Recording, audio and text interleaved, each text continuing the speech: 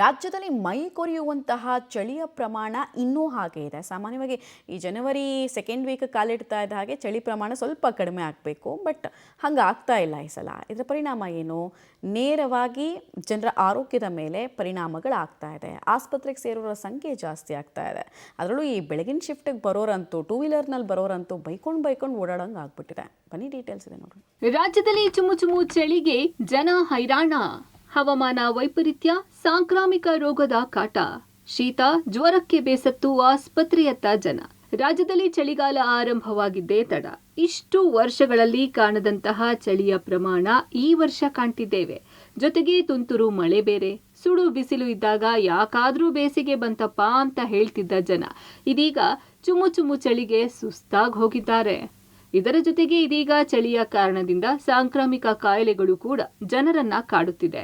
ಹೌದು, ಚಳಿಗಾಲದ ವಾತಾವರಣವನ್ನ ಎಂಜಾಯ್ ಮಾಡೋಣ ಅಂತ ಅಂದ್ಕೊಂಡಿದ್ದ ಜನರಿಗೆ ಅದ್ಯಾಕೋ ಏನು ಹೆಲ್ತ್ ಕೈ ಹಿಡಿತಾ ಇಲ್ಲ.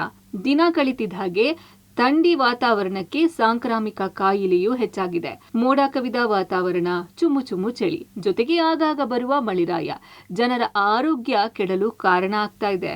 ಇನ್ನು ವೈದ್ಯರು ಕೂಡ ಆರೋಗ್ಯದ ಬಗ್ಗೆ ಗಮನ ಹರಿಸಿ ಅಂತ ಕಿವಿ ಮಾತು ಹೇಳ್ತಿದ್ದಾರೆ. ಅದರಲ್ಲೂ ಈ ವಾತಾವರಣದಿಂದ ಆಸ್ಪತ್ರೆಗೆ 30% ರೋಗಿಗಳು ಬರುವ ಸಂಖ್ಯೆ ಹೆಚ್ಚಳವಾಗಿದೆ. ಮಕ್ಕಳ ಮೇಲೂ ಕೂಡ ಸಾಂಕ್ರಾಮಿಕ ರೋಗದ ಪರಿಣಾಮ ಬೀರಬಹುದು. ಆರೋಗ್ಯದ ಬಗ್ಗೆ ಗಮನ ಹರಿಸಿ ಅಂತ ವೈದ್ಯರು ಕೂಡ ಸಲಹೆ ನೀಡುತ್ತಿದ್ದಾರೆ. ಕೋಲ್ಡ್ ಟೆಂಪರೇಚರ್ ಇಂದ ಇಮ್ಯುನಿಟಿ ಪವರ್ ಕಡಿಮೆ ಆಗುತ್ತೆ. ಒಂದು ಎರಡನೇದು, ಈ ದಮ್ಮು ಮತ್ತು ಆಸ್ತಮಾ, COPD ರೋಗಗಳು, ಉಸಿರಾಟದ ತೊಂದರೆ ಜಾಸ್ತಿ ಆಗುತ್ತೆ. ಸೊ ನಮ್ಮ ಅಡ್ವೈಸ್ ಏನಪ್ಪ ಅಂದರೆ, ಈ ಒಂದು ಕೋಲ್ಡ್ ಎನ್ವೈರ್ಮೆಂಟಲ್ಲಿ ಜನ ಹೊರಗಡೆ ಸುತ್ತಾಡೋದನ್ನ ಕಡಿಮೆ ಮಾಡಬೇಕು.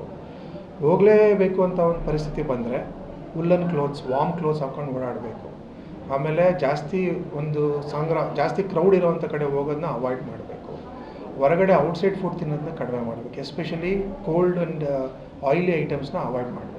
ಇನ್ನು ಹವಾಮಾನ ಇಲಾಖೆ ಕೂಡ ವಾತಾವರಣದ ಬಗ್ಗೆ ಎಚ್ಚರಿಕೆ ನೀಡಿದ್ದು, ರಾಜ್ಯದಲ್ಲಿ ನಿನ್ನೆ ಮೊನ್ನೆಯಿಂದ ತೀವ್ರ ಮಟ್ಟದ ಚಳಿ ಇತ್ತು. ಆದರೆ ಇವತ್ತಿನಿಂದ ಕೊಂಚ ಕಮ್ಮಿಯಾಗಿದೆ.